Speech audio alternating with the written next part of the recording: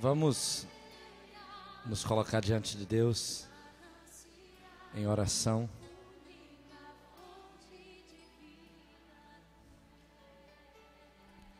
Vamos ficar de pé. Nós estamos... This is a demonstration of Ustream Producer. Estamos ontem, né? E está sendo muito, muito bom. Se você ainda não colocou seu nome, coloque e ore. Porque a oração seguramente é a coisa mais poderosa que nós temos. Se a gente orar de todo o coração, a gente vai ver coisa que a gente nunca imaginou que seria possível. Com a oração é possível. Nós vamos orar ao Senhor. Feche seus olhos, por favor. Pai, nós te damos graças. Nós te adoramos, nós te bendizemos. Nós reconhecemos, ó Deus querido, que somos dependentes do Senhor. Que muita coisa que a gente quer fazer não é possível se o Senhor não estiver no controle, se o Senhor não estiver nos abençoando. Sem a tua bênção não é possível. Ó Deus, perdoa-nos todas as vezes que tentamos fazer alguma coisa por nós mesmos, com a força do nosso braço, ainda que com muito boa vontade, mas destituídos do teu poder, nós não somos nada, nós não podemos nada. Não podemos ganhar, não podemos cuidar, não podemos multiplicar. E nessa noite, Deus, nós pedimos para que o Senhor nos ensine ainda mais a estarmos dentro do padrão que o Senhor tem para nós, para vivermos aquilo que o Senhor sonha para nós, para realizarmos aquilo que está dentro do teu plano para as nossas vidas. Nós estamos aqui, Senhor, principalmente por causa daqueles que o Senhor nos confiou, não necessariamente só por nossa causa. Estamos aqui, Deus, reunidos no teu nome, unidos na tua palavra, por causa de pessoas que o Senhor amou e se entregou por elas. E queremos, ó Deus querido, que o Senhor nos prepare para isso. Somos gratos por fazermos parte do teu projeto, do teu plano, do teu sonho. E oramos para que o Senhor nos prepare para produzirmos, ó Deus, na medida que o Senhor nos criou para produzirmos. Queremos viver para a glória do Senhor. Queremos realizar a tua vontade. Queremos ver discípulos crescendo e se tornando grandes líderes, multiplicadores de vidas, pastores de multidões. Queremos ver cidades transformadas, bairros transformados. Queremos ver, Senhor amado, a tua bênção sobre a tua igreja, sobre o teu povo. Nós oramos, nós colocamos tudo no teu altar. Fale conosco por tua palavra nessa noite, no nome de Jesus. Amém e amém. Hoje nós, dando continuidade à nossa preocupação de organizar a estrutura da igreja, porque a gente tem entendido que a multiplicar célula, abrir célula, não é mais o nosso problema. Nós já aprendemos a abrir células e já aprendemos a multiplicar células, né? Já estamos, não diria que a gente já está podendo dar aula não, mas a gente já está aprendendo, a gente já está sabendo como é. Mas estamos precisando organizar e ajustar a estrutura, a visão, o discipulado, e colocar as pessoas no lugar certo. E ajudar os líderes de células a encontrar os discípulos certos, ajudar os discípulos a se aproximar dos líderes certos e ajustar toda essa visão. E eu quero falar um pouco hoje sobre o discipulado. E podia cortar a música para... Ah, tá direto aqui. Eu quero falar sobre o discipulado, principalmente... This is a demonstration of Ustream Producer. Peço licença ao Davi Sassi, né? Quero falar sobre o discipulado hoje, principalmente sobre as atitudes de um discípulo, de um bom discípulo, por duas razões. Primeiro, porque o discípulo precisa saber se as atitudes dele são atitudes de um bom discípulo ou não. A pessoa que vai ser discipulada, a pessoa que se coloca para ser discipulada, ela tem que saber se ela está sendo um bom discípulo ou não. E aquele que aceita discipular alguém, precisa saber se aquela pessoa vai ser um bom discípulo ou não. Então ele precisa saber quais são as atitudes que ele espera como líder, como discipulador, como líder de uma célula, dessa pessoa que vai estar debaixo do seu discipulado. Antes da gente falar disso, é interessante você pensar no discipulado do ponto que você está. Porque eu até queria, eu acho que eu vou mandar fazer um quadro para eu deixar aqui, que tem coisa que eu gosto de falar escrevendo. Eu não consigo falar projetando lá. Ou então nós vamos comprar aquela... Como é que é o nome daquele negócio, Moisés, que você escreve assim e aparece na tela? Você não sabe, não? Como é que é o nome, Robson? Você escreve aqui assim e aparece na tela lá. Uma lousa digital. Lousa digital. Ó, o negócio é chique. Eu escrevo aqui, ó. Pois é, o desenho aqui, você está vendo meu rabisco lá em cima. Esse negócio é bom. Isso é de Deus. O que acontece? Nós precisamos entender onde nós estamos no discipulado. E não tem como você definir o seu discipulado no ponto que você está, se eu não definir meu discipulado no ponto que eu estou. Porque o discipulado tem que começar de mim para baixo. Porque eu estou sendo discipulado pelo pastor Sabá, discipulo um grupo, que discipula outro grupo, que discipula outro grupo, e que vai chegar lá numa pessoa que está convertendo hoje. Então eu estou trabalhando para definir isso. E eu quero que esse mês de outubro eu já consiga deixar isso tudo alinhado, a primeira linha resolvida, para que as outras linhas se organizem também. Mas quando eu falar de discipulado hoje, entenda o discipulado na perspectiva de quem está na célula, quem está liderando, e já precisa ficar de olho naquelas pessoas que estão reunindo na célula, trazer para perto para que elas sejam os futuros discípulos e os futuros líderes. Para começar, o seu discípulo, se você é um líder de célula, tem que ser aquela pessoa que você acredita que vai multiplicar a célula quando chegar a hora. Você não vai colocar um discípulo com você, que se você é um líder que está querendo multiplicar a célula, um discípulo com você que não tem condição nenhuma de liderar uma célula. O que você vai fazer? Você pode pegar uma pessoa, trazer para perto, e colocar uma outra pessoa para cuidar daquela que ainda não tem condição, para que no futuro ela esteja pronta. Mas você precisa saber o que é importante observar em cada discípulo, para saber se ele está em condição de ficar perto de você ou não. E isso é uma questão assim muito, mas muito importante, muito importante, porque existem pessoas que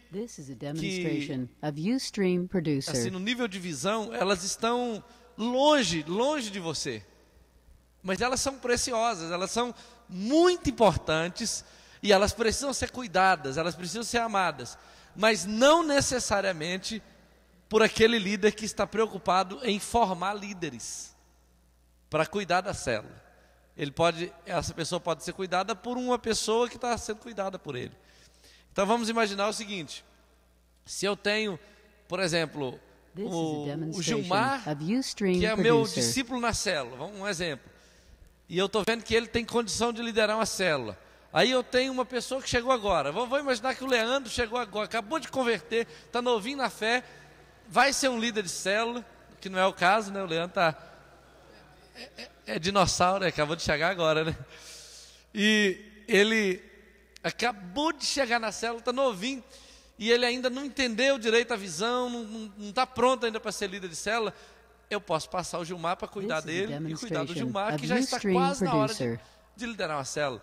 É uma questão estratégica, não é falta de amor, não é falta de cuidado. Pelo contrário, você vai prover o cuidado para essa pessoa, para que ela não fique sozinha. Mas você, como líder, vai dar atenção prioritária àqueles que já vão multiplicar a célula, que já estão prontos. Existe uma lei, eles chamam de 80/20, que é o seguinte: você deve dar atenção a 20%. This is a demonstration Como é que é o negócio? of Ustream Producer. Como é que é? Exatamente. 80% da sua atenção tem que ser dedicada a 20% do grupo. Por quê? 20% do grupo cuida de 80% das pessoas. Por isso você tem que gastar 80% do seu tempo e da sua atenção com 20% das pessoas. Então vamos imaginar, se você tem uma célula com 10 pessoas e tem 8 pessoas ali que estão ainda caminhando devagar, mas tem 2 que já estão em condição de liderar. Você vai gastar mais tempo com essas 2 para que os 2 gastem mais tempo com os melhores entre os 8 e os outros 2 com os outros melhores, até que a gente cuide de toda a célula. Mas essa é a estratégia, porque você vai cuidar daqueles que têm condição de cuidar dos outros. Mas quais as atitudes que você tem que olhar num líder ou numa pessoa que será o seu discípulo direto? Olha bem, existem 3 tipos de discípulos. Existe o discípulo passivo, ou os discípulos passivos, os pródigos e os produtivos. Os passivos entram e saem do relacionamento livremente. São aquelas pessoas que, eu quero ser discipulado. Aí você começa a cuidar dele, daí a pouco tem 6 meses que ele não aparece no discipulado. E nem dá satisfação, a ficha não caiu, talvez ele nem faça isso por maldade, mas ele não captou ainda. Então é uma pessoa passiva. Quando uma correção é aplicada a eles procuram outro discipulador que ainda não descobriu as suas falhas. Se aperta o parafuso do discípulo, ele pula para o outro. Eu quero ficar com o irmão Ari, que o irmão Ari é um paizão, eu gosto do irmão Ari. Aí o irmão Ari vai convivendo com a pessoa e tal, aí o irmão Ari vê o negócio, ele aperta, aí ele vai, o Leandro é gente boa, eu vou ficar com o Leandro. Entendeu? Então, você não vai gastar tempo precioso para preparar um líder com uma pessoa que está correndo de crescer, correndo de ser confrontada. Outra coisa, eles se distanciam quando seus discipuladores são atacados, difamados ou passam por dificuldades. Você pode observar o seguinte: às vezes o seu discipulador está passando por uma prova muito grande, é a hora do discípulo se juntar. Estou com você, estou orando por você, conte comigo, o que você estiver precisando eu estou aí e tal. Esse é um discípulo amado. Agora, você está numa luta doida, você olha assim, você não vê ninguém perto de você, você faz igual Elias, você vai para a caverna e quer morrer, né? Você quer morrer porque você não tem ninguém com você nessas horas. Então, você vai observar aqueles discípulos que estão junto com você quando você está celebrando uma vitória, estão junto com você quando você está passando por uma crise, estão junto com você quando alguém está falando mal de você, ele está lá, não. Vamos ver esse negócio direito. Não é bem assim não, eu conheço meu discipulador e ele não é isso que você está falando não. Então, isso é uma coisa importante. Isso é uma coisa importante no seu discípulo. Imagina que alguém vem falar mal do seu discipulador e você fala assim, é mesmo, inclusive eu também, e você junta com o cara para falar mal do discipulador, né? Então, essas coisas são muito importantes na vida daquele discípulo que você está escolhendo para ser o seu discípulo. Se você olha isso e percebe, você não vai largar o cara de lado, você não vai abandoná-lo ou abandoná-la, mas você vai colocar uma outra pessoa para ir motivando e dando atenção, enquanto você vai gastar 80% do seu tempo com quem está querendo realmente, com quem está valorizando, com quem está pagando o preço. Existem os discípulos pródigos. E quem são os pródigos? Olha bem, buscam a credibilidade da posição, mas não a correção. Por exemplo, o cara fala assim, o que eu vou fazer aqui nesse negócio?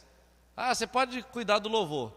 Aí você vem e fala com ele assim, olha querido, da próxima vez que você fizer louvor, quero que você faça... Não vem falar comigo não, porque eu já sei tudo. Né? Ou então você fala assim, hoje você vai ministrar oferta na célula. Aí, só que eu quero que você faça assim, assim, assim, assim. Não precisa me ensinar não, que eu já sei. Então o cara quer a posição, mas ele não quer ser ensinado, ele não quer ser corrigido, ele não quer ser confrontado. Ou então às vezes Você dá oportunidade para a pessoa na célula, e aí você percebe que a pessoa tem potencial, mas está tendo uma dificuldade em casa, com filho, com casamento, com alguma área qualquer. Aí, como um bom líder, como um bom discipulador, você vai ajudá-lo naquilo. Aí, quando você começa a confrontar, o cara apela com você. Então, o que acontece? Ele está querendo a credibilidade da posição, mas não quer a correção. Você tem que observar isso, porque é o discípulo que dá poder de correção para o líder. Por exemplo, se eu for confrontar qualquer ovelha minha aqui, numa área que ela está tendo dificuldade, e ele arrepiar comigo, então quer dizer que eu não sou pastor dele. Na prática é isso.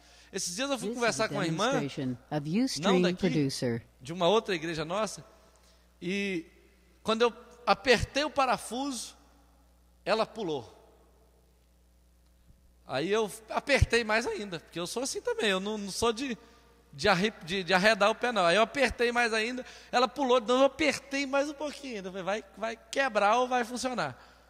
Aí depois que ela sentou na cadeira, eu falei assim: olha, minha irmã, a senhora pediu para eu ser seu pastor, e agora eu vou te pedir para a senhora ser minha ovelha. Porque se não tiver essa relação de pastor e ovelha, não tem pastoreio.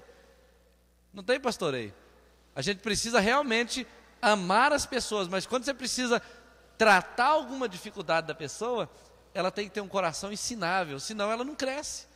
A Bíblia fala que aquele que endurece a serviço será quebrado sem que haja cura. Ou seja, você está tentando dobrar a pessoa e ela não quer dobrar, ela vai partir no meio.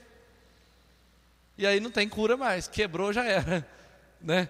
Então, queridos, é o discípulo que dá poder de correção. É claro que a gente faz isso com amor. Eu não tratei ela mal hora nenhuma, eu só falei a verdade para ela com amor. Com amor. E aí, o que acontece? Se essa pessoa te dá poder de correção, você vai descobrir o que a Bíblia fala. Corrige o homem sábio e ele te amará mais ainda. Você entende? Então, a sabedoria do discipulado é isso. Você corrige uma pessoa sábia e, ao contrário dela ficar chateada, ela fica mais apaixonada por você, porque ela é sábia. Ela fala: se o cara está gastando tempo para tratar alguma falha minha, é porque ele me ama, é porque ele está preocupado comigo. Então, né? Isso é o normal. Outra coisa, os discípulos pródigos usarão o nome e a influência do discipulador para manipular os outros em algum relacionamento. Tipo assim: não, eu sou discípulo do fulano de tal, né? E aí, você sabe com quem você está falando? Você tem que me obedecer porque eu sou o líder tal de tal lugar, assim, sou discípulo não sei de quem. E isso é muito perigoso. Você tem que observar isso. Tem gente que você dá para ele um tênis diferente do que ele está acostumado, ele já acha que ele é diferente de todo mundo. Só porque tem 1 milímetro a mais de altura, ele acha que já é maior do que todo mundo. Você entende? Então, se você está notando que você está dando poder para a pessoa e ela está ficando soberba, está começando a pisar nos outros, então faz um trabalho inverso. Porque a Bíblia diz que os humilhados serão exaltados. Então dá um trabalho assim mais difícil, mais humilhante para a pessoa, para ver o coração dela. A Bíblia fala lá em Deuteronômio 8 que Deus levou o povo de Israel para o deserto para ver o que estava no coração deles. Às vezes o líder tem que fazer isso. Você fala assim: olha, querido, hoje eu queria que você eu queria que você chegasse mais cedo para você varrer a sala, organizar as cadeiras e ficar ali na porta cumprimentando todo mundo que chegasse. E no final catasse os papeizinhos do lanche que caía assim. Fica atento assim no serviço. Não, você está pensando que eu sou o quê? O faxineiro dessa célula? Aí você vai ver o coração da pessoa. Porque a gente sabe disso, lá no encontro, muitas vezes, a gente vê empresário, doutor, madame, homens e mulheres, universitários ou não, pessoas que no dia a dia não pegam nem numa vassoura, mas chega lá no encontro, eles trabalham como se fosse, assim, como se fizesse isso todo dia, lava vaso, limpa o chão, chorando. Por quê? Porque tem coração de servo. Qualquer pessoa, querido, qualquer pessoa que realmente merece a posição que ele está ocupando, é uma pessoa que, se precisar de limpar vaso, ele limpa. Se precisar de fazer qualquer coisa, ele faz. Porque ele está nessa posição por causa da disposição de servir. A nossa disposição é servir. Então, a gente precisa saber se o discípulo que a gente está escolhendo é um discípulo pródigo, que usa a influência do discipulador para manipular os outros em algum relacionamento. Outra coisa, eles querem o que o discipulador conseguiu e não o que ele aprendeu. É uma outra coisa que o pródigo quer. Ele fala assim: como é que você conseguiu isso? Como é que faz para eu ter isso? Você lembra daquele Elimas, o mágico, lá em Atos, que chegou para Pedro e falou: rapaz, que poder é esse que você tem, que você colocou a mão na cabeça do indivíduo ali, e ele recebeu aquele xanaia e não sei o que e tal. Como é que faz para eu ter isso? Quanto custa? Aí Pedro falou assim: ô seu filho do diabo, que o seu dinheiro seja com você para a sua condenação. Você já está em fel de iniquidade. E foi liberando a palavra de maldição em cima dele. Olha só, muitos discípulos, às vezes por ignorância, por ainda estar aprendendo a vida no reino, às vezes a pessoa vê só o status, só vê o status da posição. Por exemplo, eu sou pastor da igreja aqui de Viçosa, e um dia eu estava numa reunião de empresários lá em Juiz de Fora, e tinha um homem, assim, um figurão da sociedade lá, que me viu, me cumprimentou e falou para o Danilo de Castro, para vários deputados que estavam lá, o seguinte: esse aqui é o pastor da maior igreja de Viçosa. Falou desse jeito para mim, para eles lá. E eu sei que isso não é verdade. Mas na cabeça deles, eu sou uma pessoa importante porque eu sou pastor de uma igreja que está crescendo e eu tenho uma posição importante. Mas quando eu olho para mim, eu só vejo trabalho. Até hoje eu não consegui ver o status que esse negócio aqui tem, né? De chegar aqui e falar assim: eu sou o pastor dessa igreja. Eu trabalho igual o peão de segunda a segunda, todo dia, durmo de madrugada, acordo cedo e tal. Que status que tem esse negócio? Nunca consegui chegar em algum lugar e falar assim: eu sou o pastor tal, da igreja tal. Nunca consegui fazer isso em lugar nenhum, nem diante de outro pastor, nem diante de outra igreja. Porque a gente sempre sabe que está faltando alguma coisa, que precisa melhorar em outra e tal. Mas tem gente que chega assim meio desavisada e olha assim, e acha que isso aqui é alguma coisa, e fala assim: ó, como é que faz para ter isso? Como é que faz para conseguir isso? Há pouco tempo atrás, eu recebi a ligação de um pastor de uma outra igreja, que falou assim para mim: eu preciso muito conversar com você, porque eu estou vendo assim que o seu ministério está crescendo, e eu estou querendo deixar o meu ministério e virar um pastor batista também, porque eu vejo que aí a coisa é mais, assim, como é que ele falou? É mais segura, a gente tem uma condição melhor, e não sei o quê, e começou a falar isso para mim, e eu: mas quem te falou isso? De onde você tirou isso da sua cabeça? Dá vontade de falar: você sabe como é que esse negócio está acontecendo? Como é que, de onde a gente está saindo, o preço que a gente está pagando? O cara olha assim e acha que é alguma coisa que a gente. Então a pessoa quer o que a gente a pessoa quer o que a gente conseguiu, mas não quer saber o que a gente aprendeu. E a gente tem que ensinar o que a gente aprendeu, porque é o que a gente aprendeu que leva a pessoa a conseguir alguma coisa. A gente tem que se preocupar com isso. E às vezes o discípulo pródigo, ele não tem essa percepção. E é o líder que tem que dar essa percepção para ele. A gente não pode colocar um discípulo com a expectativa errada. A gente tem que ir mostrando ele o caminho. Olha, o preço é esse. É por aí o caminho. Outra coisa, eles desejam a reputação e reconhecimento sem preparação e sem o preço. Entende? Então, eu sei que qualquer coisa que Deus nos dá no reino vem através de um preço pago diariamente. E eu já percebi isso. Por exemplo, em muitos lugares que eu já preguei, em muitos lugares, em muitas igrejas, eu chegava lá, eu era igual o Benihim, assim. Eu pregava e levantava a mãozinha, caía aquele monte de gente, e o povo pulava no poder e tal, e chorava e tal. Aí eu chegava aqui, pregava a mesma mensagem e todo mundo ficava me olhando assim. A mesma mensagem, com a mesma empolgação. E aí eu aprendi com o tempo que, por causa da realidade que a gente vive aqui, a mensagem que eu prego aqui, eu preciso de orar 3, 4 vezes mais para pregar aqui do que para pregar em Ipatinga, em Belo Horizonte, em outros lugares. Mas eu fiquei muito feliz domingo, no show do André Valadão, quando eu percebi que isso é verdade. Isso é verdade. Você vê que quem estava lá era o André Valadão, é o cara que atrai multidões e não atraiu multidões aqui em Viçosa, atraiu o mesmo público que a gente tem atraído aí com outros shows menores. E ele tentou agitar o povo de todo jeito e o povo não saía do lugar do mesmo jeito. Vocês repararam isso? Que não foi aquela empolgação toda que você vê na televisão em outros lugares? Por quê? Porque a realidade espiritual desse lugar é diferente. Então o que acontece? Muita gente quer a reputação, quer o reconhecimento, mas não quer a preparação e não quer o preço. Muita gente chega e fala assim: quantos minutos você gastou para preparar essa mensagem? Se eu for responder honestamente, eu gastei a vida toda. Eu estou me preparando desde criança. A vida toda. Eu sento lá e gasto 1 hora, 2 horas, um dia, meia hora. Tem dia que a Luciane sabe, é um dia inteiro, às vezes ali orando, preparando, lendo, pesquisando e tentando receber alguma coisa de Deus. Às vezes uma noite, às vezes eu chego aqui para pregar 10 horas da manhã, depois de passar uma noite me preparando, ou de dormir alguma hora e acordar de madrugada e passar. Então o que acontece?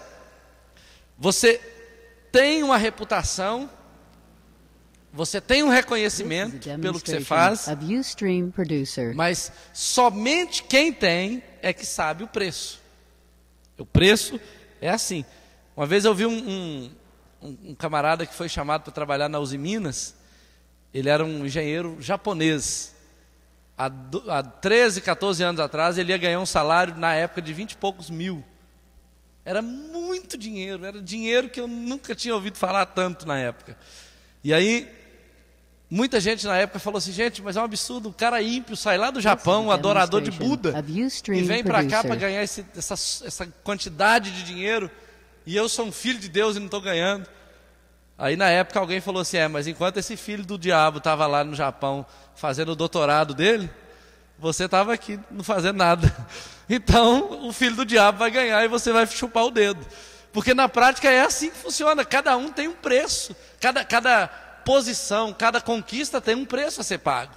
Entende? Não importa se é o filho do diabo que está pagando o preço. Se for ele vai ganhar, e o filho de Deus às vezes não vai ganhar. Então, eu preciso ensinar para o meu discípulo a preparação e o preço. Porque tudo tem um preço. Tudo tem um preço. Tudo tem um preço. As coisas são conquistadas com trabalho. Quando nós começamos o nosso ministério lá em Ipatinga, eu e a Luciene, eu e ela éramos muito magrinhos, sem nem um centavo no bolso, sem veículo, né? Graças a Deus naquela época a gente não tinha menino, mas não tinha veículo. E a gente eu colocava um teclado aqui, ó, nas costas, e um violão. A Luciene pegava uma bolsa cheia de material de criança, e a gente ia a pé 40 minutos até a igreja. A igreja que tinha duas crianças e um adulto, para começar. E aí nós começamos a fazer isso durante um tempo, um longo período. Aí uma pessoa ficou com dó da gente e emprestou uma bicicleta de carga. Emprestou. E aí eu levava a Luciene e o irmão dela na frente, a Euzélia, que era uma moça que morava com a gente na garupa, o Patrício no quadro, o violão, o teclado e as bolsas de tudo em cima da bicicleta. E quando a gente descia o morro assim, para chegar na igreja, todo mundo: pastor, pastor. E a gente descia e ia lá. Era assim que a gente trabalhava no início. Era a coisa mais engraçada. Alguém tinha que ter tirado uma foto, né? Isso não é conversa fiada, a gente experimentou isso. Até um dia que um caminhão passou em cima da bicicleta e esmagou a bicicleta. Aí a gente ficou a pé de novo. Tivemos que começar a pé outra vez. Tudo tem um preço. Tem um preço. Eu trabalhava de marceneiro de dia fazia meus trabalhos de noite, que eu era marceneiro, fazia meus trabalhos de madrugada, dormia um pouquinho no meio da noite. No sábado, todinho eu cuidava de célula, de grupos pequenos. Eu não sabia que era célula, eu não chamava de célula, mas eu fazia na casa de um, depois na casa do outro, depois na casa do outro, e a nossa igreja começou a crescer dessa maneira. Você entende? Então tem um preço. Eu não sabia preparar a mensagem, eu não conseguia pregar uma mensagem, então eu ficava perguntando, como é que você faz isso, como é que é assim e tal, e lia um livro, lia outro para aprender a pregar, e quanto mais eu lia, mais eu ficava mais confuso, e aí eu falei, gente, eu tenho que ler a Bíblia. Aí eu comecei a ler a Bíblia. Foi para eu pregar a Bíblia, eu tenho que conhecer a Bíblia. Aí eu comecei a ler a Bíblia, por exemplo, eu tinha que sair 8 horas da manhã para trabalhar. O que eu fazia? Eu acordava 4, 5 horas da manhã e falava, hoje eu vou ler o livro de João. Pegava o livro de João no capítulo 1 e terminava no 21. Aí 8 horas eu saía para trabalhar. Fazia isso. Aqui em Viçosa, muitas vezes eu acordava antes das 8 horas da manhã, eu já tinha orado 1 hora e já tinha lido 30 capítulos da Bíblia antes das 8 horas, porque eu entendia que dava 8 horas, eu tinha que estar pronto para atender as pessoas, trabalhar, fazer alguma coisa, e eu trabalhava dessa maneira. Então o que acontece? Queridos, tudo tem um preço. Tudo tem um preço. E a gente vai pagar esse preço na medida que a gente estiver disposto a se entregar. E de acordo com o que a gente espera receber também. Se eu estou esperando muito pouco do que eu estou fazendo, então eu vou pagar baratinho. Mas quando o que eu quero é muito precioso, então eu vou pagar o preço correspondente ao que eu estou querendo receber. E às vezes o discípulo pródigo, ele não tem essa visão. Ele só quer a reputação, ele só quer a influência, ele só quer a credibilidade, mas ele não quer saber de ser corrigido, ele não quer saber de ser tratado ou de pagar o preço que você paga para ter o que você tem, para ser o que você é. E existe o discípulo produtivo. Está dando para pegar mais ou menos as atitudes do discípulo? Existe o discípulo produtivo. E esse é o discípulo que você precisa prestar atenção nele, para ele se tornar seu discípulo direto. O discípulo produtivo é aquele que primeiramente possui um coração de servo. O cara não chega falando assim, qual vai ser minha posição aqui nesse negócio? Ele fala assim, você está precisando de alguma coisa? Como eu posso ajudar? O que eu posso fazer? O que você está precisando de mim? Primeira coisa, se a pessoa quer ser senhor, ela tem que ter um coração de servo. Jesus falou que qualquer pessoa que quiser ser grande, ser o maior de todos, ele tem que ser o primeiro a servir. Tem que ser o primeiro. Eu acho que esse é o maior requisito de liderança, é o serviço, né? Porque normalmente as pessoas que se destacam no mercado, se destacam nas igrejas, são as pessoas que atendem uma necessidade. Você pode ver, por que a Microsoft tornou uma superpotência mundial? Porque ela resolveu um problema, ela enxergava cada casa com um microcomputador, ela queria colocar um computador na mão de cada pessoa, e todas as pessoas do mundo não sabiam, mas tudo que eles mais queriam era ter um computador nas mãos deles. E aí, juntou a fome com a vontade de comer, e ele serviu o povo com o computador, e todo mundo deu dinheiro para ele, e ele ficou multimilionário. Aí você vai ver outras pessoas que, por exemplo, você vai ver pessoas aí que são especialistas em trabalhar com família. Eles estudaram, leram, aprenderam, entenderam como é que é isso, aprenderam a conviver em família entre marido e mulher e tal. E quando eles foram crescendo, eles começaram a contar para os outros. E aí todo mundo começou a convidá-los para que eles contassem para todo mundo o que eles aprenderam. Porque eles estavam querendo servir. Então o serviço é que faz isso, né? Que leva a pessoa ao crescimento. Uma outra coisa do discípulo produtivo é que ele vê o discipulador como um presente de Deus. Ele é grato pelo discipulador. Ele não acha que o discipulador é uma pedra no sapato dele. Ele não acha que o discipulador está ali para fazer ele sofrer, para estragar o dia dele, para causar peso na vida dele. O discipulador para ele é um presente de Deus. Outra coisa, ele procura não tomar decisões importantes sem ouvir o discipulador. Sabe, eu tinha uma certa dificuldade com algumas coisas assim, porque eu sempre fui muito prático na minha vida. Eu penso assim, eu quero ir lá em Belo Horizonte amanhã, aí eu vou hoje. Para que esperar amanhã? Se eu vou amanhã, eu já vou hoje de uma vez. Eu não tinha muito esse negócio de ficar pedindo opinião, sabe? E quando eu pensava numa pessoa me discipulando, eu sempre senti necessidade de uma cobertura espiritual, mas eu ficava pensando, mas uma pessoa ficava falando, me mandando, isso aí não vai dar certo. Mas olha, toda vez, não tem uma vez que eu converso com o pastor Sabá, que eu conto para ele como é que está aqui, que eu pergunto alguma coisa, que a gente conversa um pouquinho, ri um pouquinho, não tem uma vez que termino o discipulado que eu não paro assim e falo, gente, que bom ter um discipulador, que bênção, que coisa boa. Como é que a gente vive tantos anos sem um negócio desse? Você tem alguém para te escutar, para te dar uma palavra, para te orientar. Então, você tem que ver seu discipulador como um presente de Deus.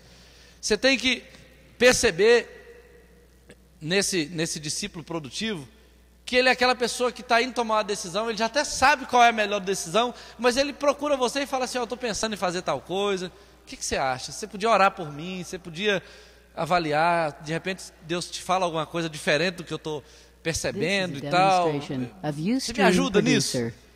Isso é um reconhecimento do valor do seu discipulador. Outra coisa, esse discípulo produtivo, ele é um discípulo que,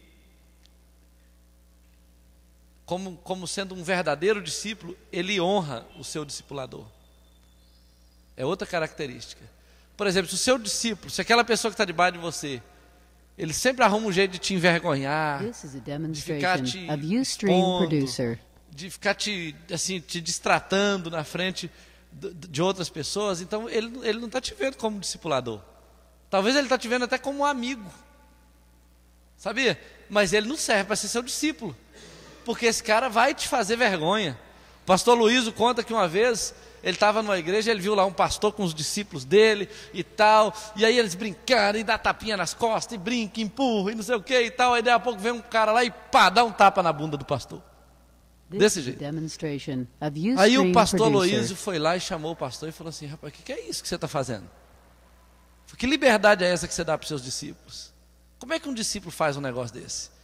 E começou a mostrar para ele que um discípulo que bate na bunda de um pastor, ele não pode ser discípulo, ele não respeita, ele não sabe o que é respeito, ele não tem noção do que ele está fazendo.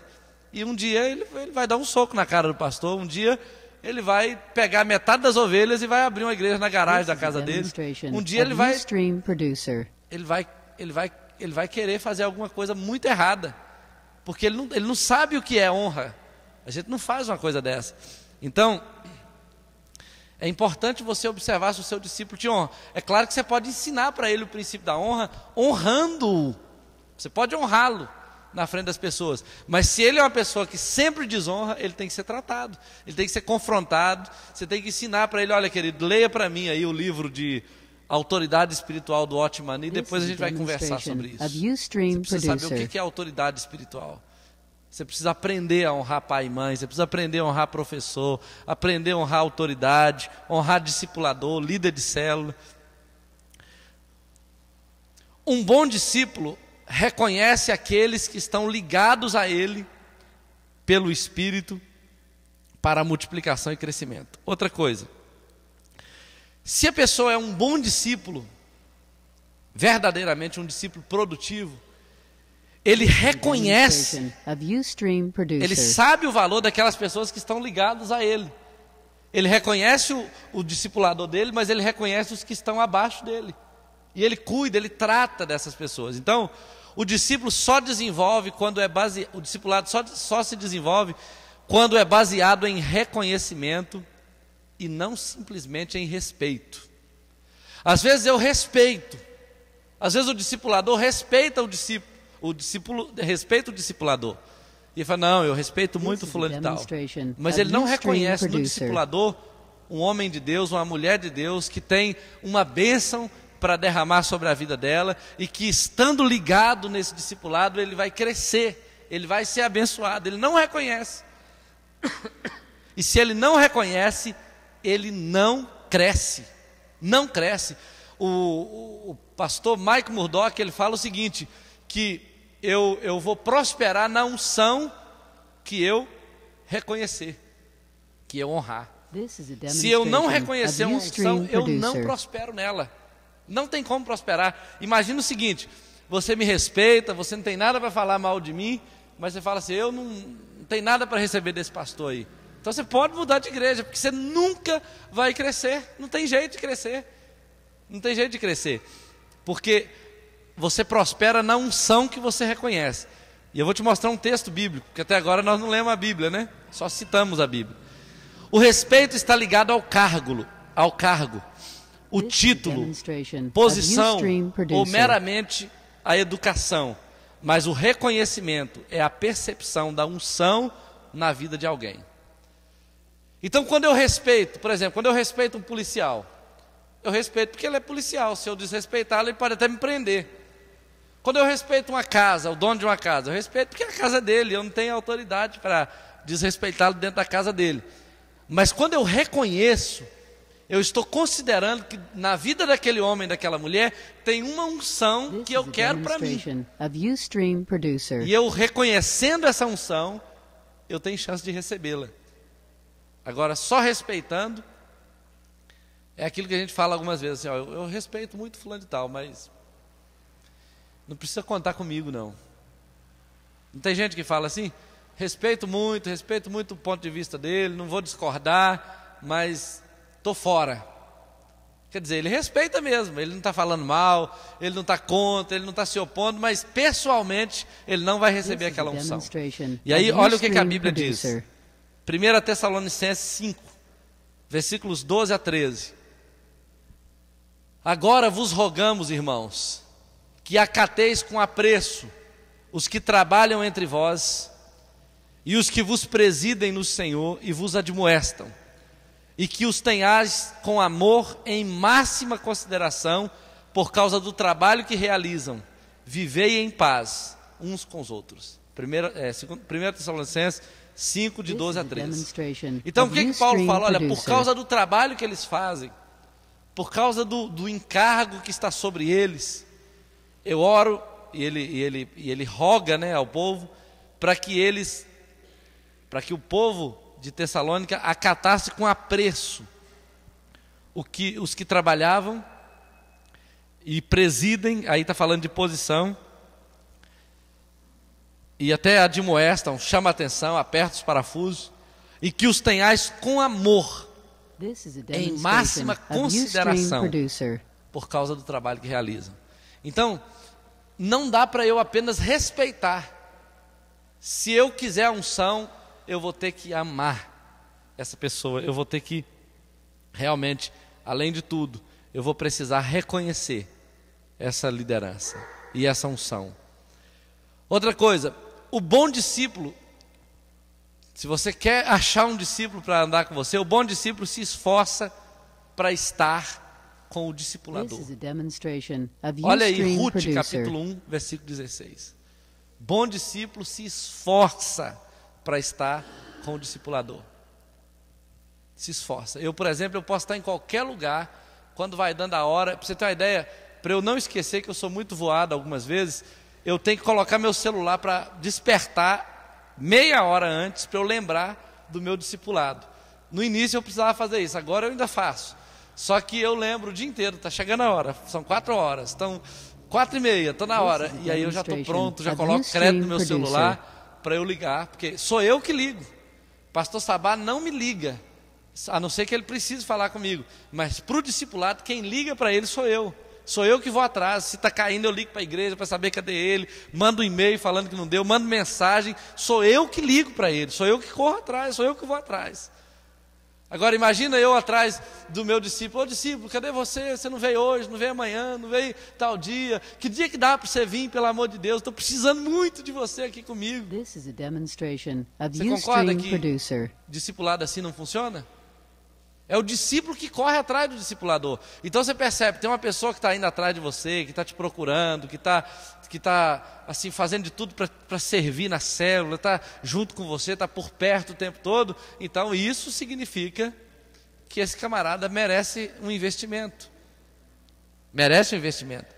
Olha só, A Bíblia conta a história de Ruth, que quando Ruth perdeu o marido, Noemi ficou uma mulher muito amarga, a sogra dela, porque ela tinha perdido o marido e 2 filhos.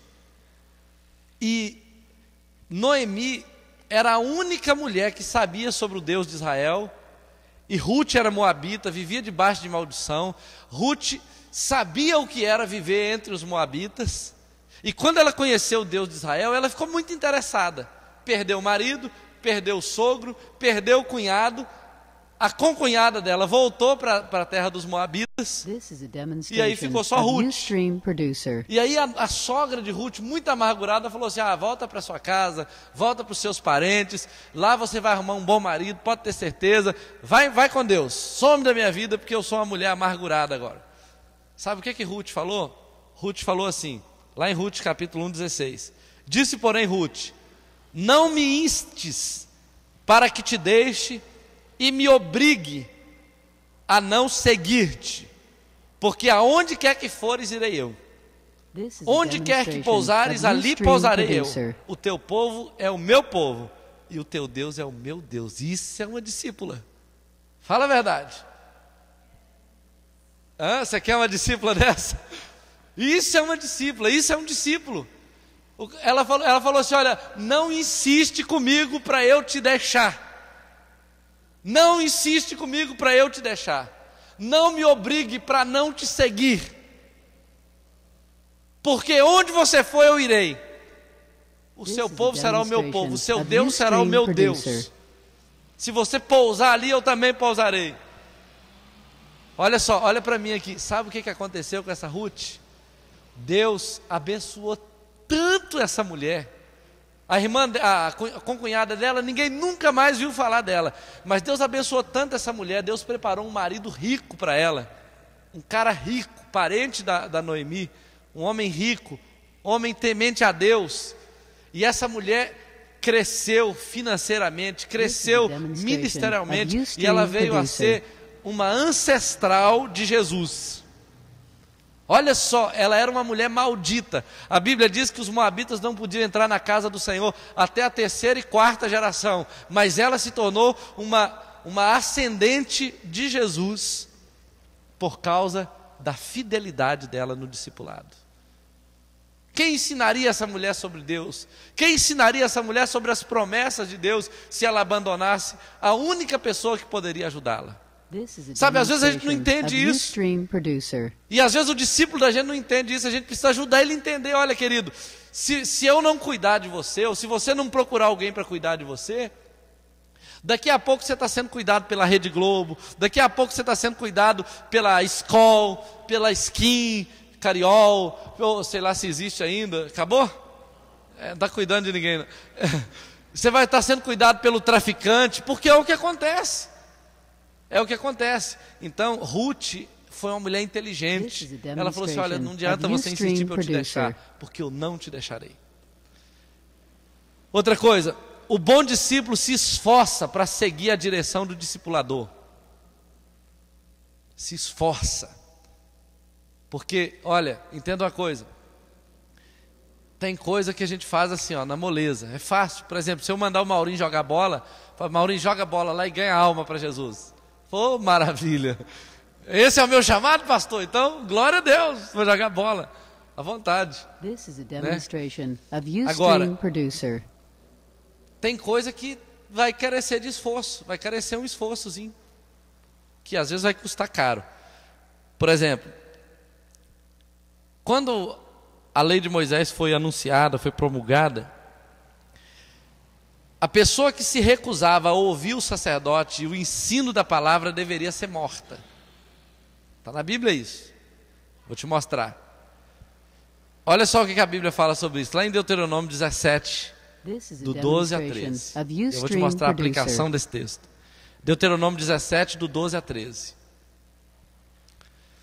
O homem, pois, que se houver soberbamente, não dando ouvidos ao sacerdote que está ali para servir ao Senhor teu Deus, nem ao juiz, esse morrerá.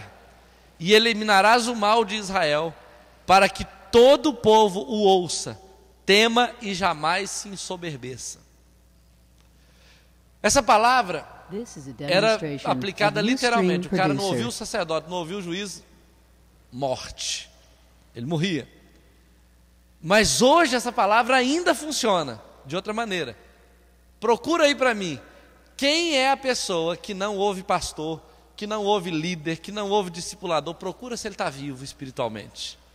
Procura.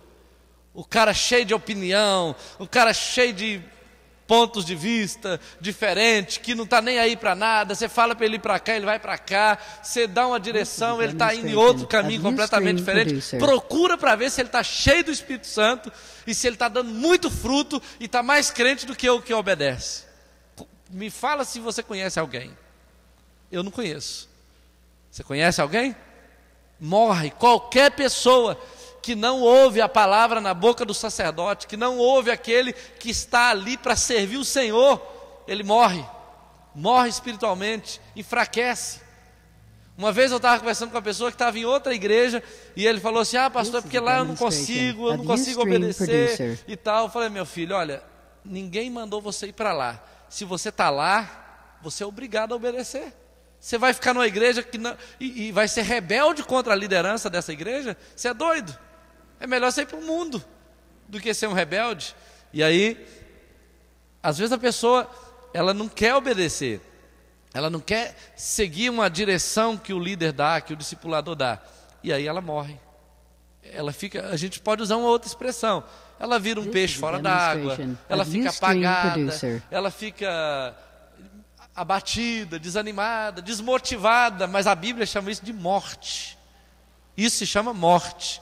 A pessoa está morta espiritualmente porque ela não ouve a palavra na boca do profeta, na boca do sacerdote. Aí fala, não, mas eu ouço é Deus. Ouve nada. Se você não ouve o pastor, vai ouvir Deus. Você tem que ser assim, inteligente com o seu discípulo. O cara fala, não, eu não te ouço não, viu, Tatão? Mas tudo que Deus falar para mim, eu escuto. É um mentiroso quem fala isso. É um mentiroso. Ou então é aquilo que o pastor Davi Botelho falou uma vez aqui. Você fala com ele assim, olha querido, eu estou pensando em você ser o líder da próxima célula quando a gente multiplicar. Aí o cara fala assim, não, eu vou orar a Deus. Se ele falar para mim, eu vou fazer isso. Acabou, o cara não vai orar. Primeiro, quando o cara fala que vai orar, é porque ele não vai fazer. Porque normalmente quando a pessoa não quer fazer uma coisa, fala, não, eu vou orar a Deus primeiro para ver se é a vontade dele. A maioria das pessoas que falam que vai orar, você nunca mais vai ter a resposta delas. Porque na verdade elas estão arrumando um jeitinho de escapar da responsabilidade. Porque quem já está no reino de Deus e quer servir, recebeu uma oportunidade de servir, ele vai servir. Vai ou não vai? Vai servir, ué. Ele vai orar para ver se é para evangelizar, ele vai orar para ver se é para discipular alguém. É só ele ler a Bíblia que ele vai ver que Deus já mandou fazer isso há 2000 anos atrás, né? Eu fiquei sabendo de uma igreja aí que há pouco tempo recebeu revelação para começar a evangelizar, que até então eles não tinham revelação disso. Falei, vocês estavam precisando de ler a Bíblia, hein? Se tivesse lido a Bíblia, já estava cumprindo essa ordem há muito tempo. Então, hoje nós eliminamos essas pessoas apenas da comunhão da liderança da igreja. Aqueles que não têm um coração de discípulo e não se esforça para seguir a orientação do discipulador, não está qualificado para a comunhão entre a liderança. O cara está qualificado para ser um membro, para participar de uma célula, mas se ele não ouve o discipulador, ele não pode ser chamado de discípulo, porque discípulo é aquilo que faz o que o mestre manda. Discípulo que não ouve o discipulador, ele não é discípulo. Ele é mais um câncer do que um discípulo. Porque é assim que funciona no organismo. Uma célula começa a fazer uma coisa independente no corpo, daí a pouco ela mata o corpo inteiro. Então, queridos, são atitudes que você tem que observar no seu discípulo. Estou acabando. O bom discípulo revela os segredos do coração ao discipulador, que é uma outra característica do discípulo. Porque ele confia no discipulador. Então, o bom discípulo não possui uma vida dupla. Se há problemas, ele abre imediatamente para ser ajudado e corrigido. O cara fala, eu estou com pecado assim, eu estou precisando de confessar. Discipulado é isso. Aí você procura o cara, está tudo bem, está tudo bem. Eu tinha um discípulo no passado que eu ficava admirado com ele. Tudo que eu perguntava a ele, estava bem. Está bem, está bem, está bem, está bem. Isso, ótimo. E não, nunca tive problema com isso. E eu não acreditava nele. Falei, como é que pode? Esse cara é Jesus. Esse cara é o novo Jesus aí, o Henry. Quase que eu falei o nome dele. O Henry, ele. Aí, um dia, anos mais tarde, eu descobri que tudo aquilo que ele falava para mim era mentira. Ele era mais podre do que eu imaginava. Por quê? Não existe ninguém, a Bíblia fala, quem é o homem que é santo e não peque? Qual é o homem que é santo e não peque? Conhece alguém que é santo e não peque? This is a demonstration of Eu sou santo producer. e peco. Você é santo e peca. E se você não pecar, você tem que ir embora dessa igreja. Você vai se contaminar aqui. Todo mundo aqui peca. Todo mundo peca. A gente precisa realmente ser transparente. A diferença entre nós e qualquer outro pecador é que a gente confessa o pecado. Pelo menos espera-se que confesse os pecados. E é lavado pelo sangue de Jesus. O bom discípulo discute seus erros e dores com o discipulador. A Bíblia conta uma história lá em 1 Samuel 19, versículo 18, eu estou acabando mesmo, que diz assim, numa situação que Davi estava vivendo, assim Davi fugiu e escapou, e veio a Samuel a Ramá, e lhe contou tudo quanto Saul lhe fizera. E se retiraram ele e Samuel, e ficaram na casa dos profetas. Olha só que cena muito interessante do discipulado. Davi estava passando uma situação muito complicada e ele correu para Samuel. Contou tudo, abriu o coração para Samuel. Aí, depois que ele contou tudo, ele e Samuel foram para a casa dos profetas e passaram um tempo ali. O que eles ficaram fazendo? Eles ficaram compartilhando. Davi foi contando mais ainda detalhes para Samuel. Samuel foi orando para ele, foi orientando, foi mostrando o que ele devia fazer. Isso é discipulado. Agora, o discipulador, às vezes está lá discipulando, cuidando dos discípulos, e o discípulo não abre o coração, não confessa pecado, não discute as dificuldades, os erros, qual o melhor caminho.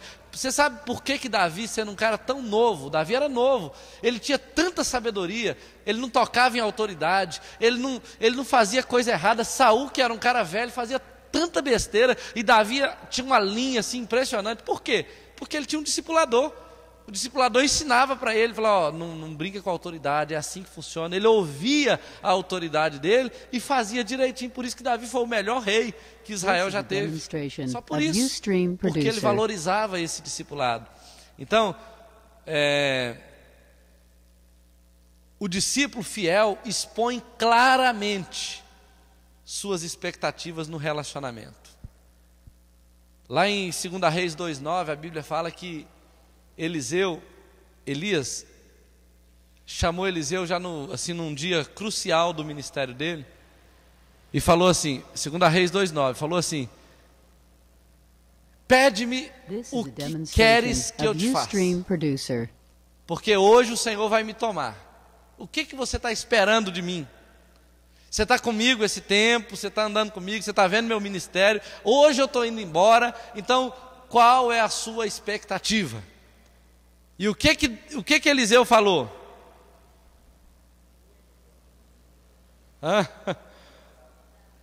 Davi, olha só, Eliseu, exatamente isso, Eliseu, ele nem pensou duas vezes, ele falou assim: eu quero a porção dobrada, dupla do Espírito que está sobre você. Ele sabia o que ele queria, e olha que ele não era bobo não.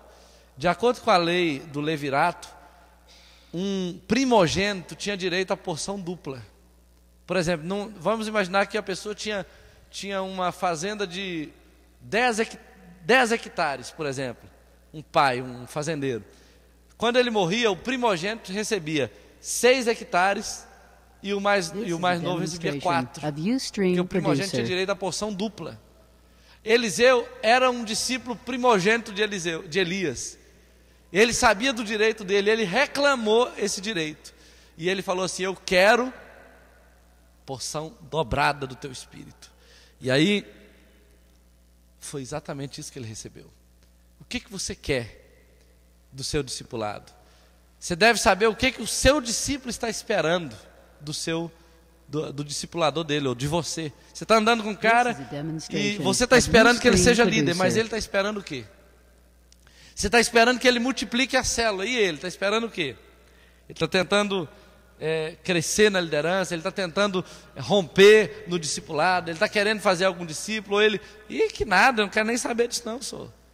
Então você tem que ajudar ele a ser crente primeiro, né? E depois, no futuro, conduzi-lo a um outro nível. Mas agora, qual é a expectativa dele? Né? O bom discípulo recebe o manto do seu discipulador. E aqui eu termino. Deixa eu ver se eu termino mesmo. 2 Reis, capítulo 2, do 9 a 14. É a história de Eliseu. 2 Reis, capítulo 2, do 9 a 14.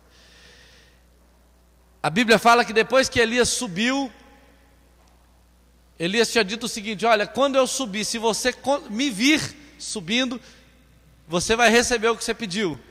E aí ele subiu e caiu a capa de Elias.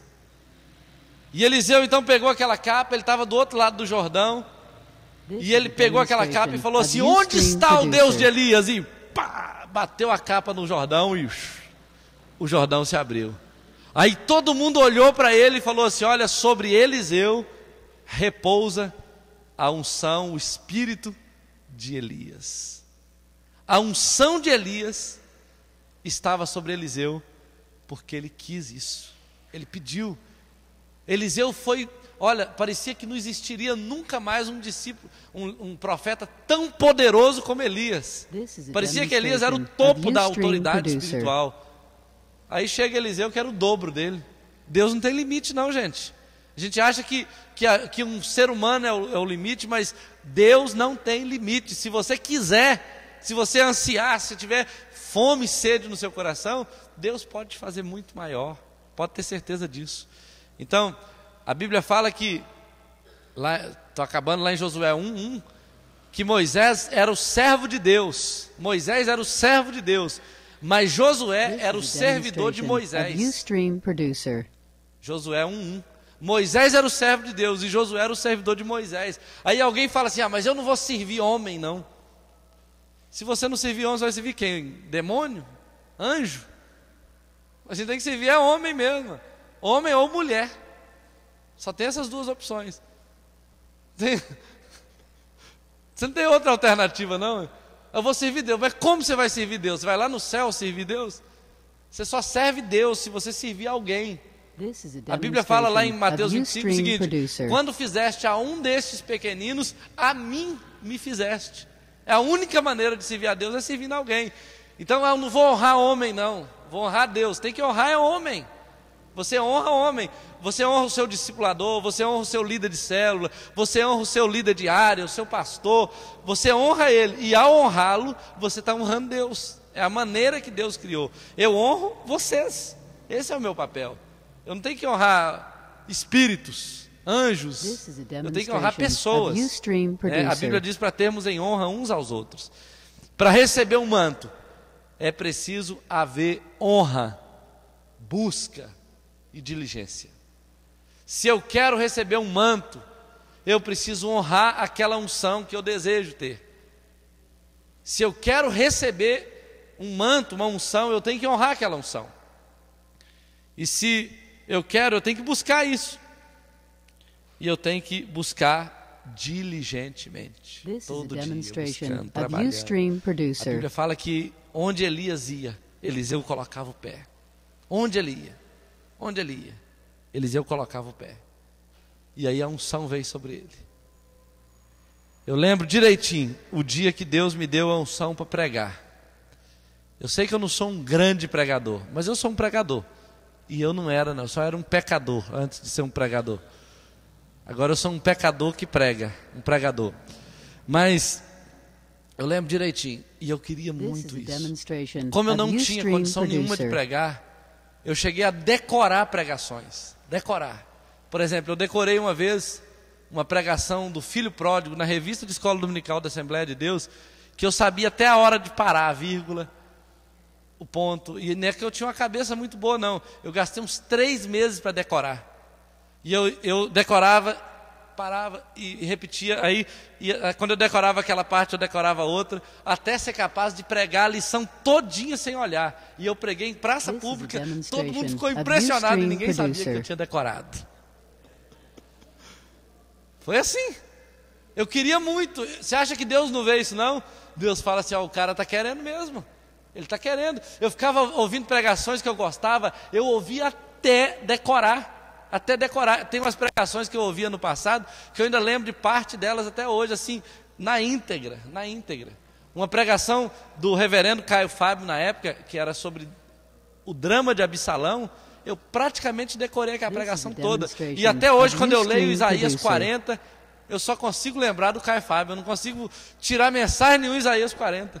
Porque o Caio Fábio esgotou aquele capítulo todo de Isaías 40, que eu leio para o texto, a única revelação que vem é o Caio Fábio falando na minha cabeça. Tem que pedir a Deus libertação disso. Libertação do Caio Fábio. Nós vamos orar agora, no nome de Jesus. Eu tenho certeza que Deus não apenas está fazendo de você um discípulo, um bom discípulo, com atitudes corretas, quanto Ele estará levantando discípulos bons, com atitudes corretas, para estar na sua equipe, no nome de Jesus. E o ano que vem a nossa festa de multiplicação vai ser muito maior, pode ter certeza disso.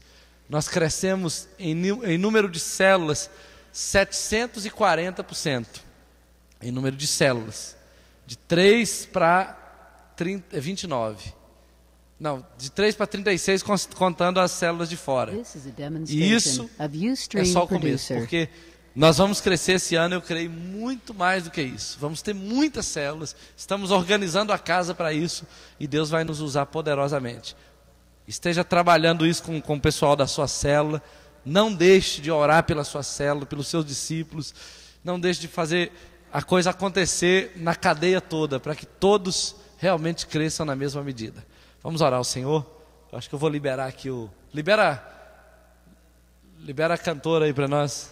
This is a demonstration Tem of daí, não? Ustream Producer. Cadê? Ih, já está com a boca fechada. Vamos orar.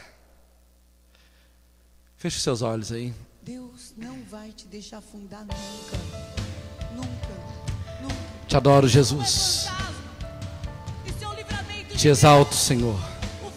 Porque o Senhor tem discípulos fiéis, discípulos bons, discípulos poderosos, discípulos, meu Deus, que honram os discipuladores, discípulos que amam e valorizam os discipuladores, discípulos que sabem o que estão recebendo debaixo dessa liderança e por isso estão pagando preço, estão prontos para crescerem e multiplicarem para a tua glória. Nós abençoamos essa igreja, nós te agradecemos por esse povo que está reunido aqui e te agradecemos pela multidão que está vindo depois deles, junto com eles, por causa deles e por causa de muitos outros que o Senhor vai levantar. Cremos que o Senhor que nos fez crescer esse ano nos fará muitas vezes mais numerosos, como a tua palavra diz, e nos fará nos tornar milhares de milhares para a glória, para o louvor do teu nome. Nós oramos, nós profetizamos a tua bênção sobre cada líder, sobre cada célula, sobre cada líder em potencial, sobre cada, meu Deus, cada auxiliar, sobre cada discípulo, sobre cada discipulador. Nós profetizamos a tua bênção no nome poderoso de Jesus. Amém e amém. Se você não pegou o envelope do relatório da célula, pegue aqui com a pastora Luciene. Se você não trouxe o relatório,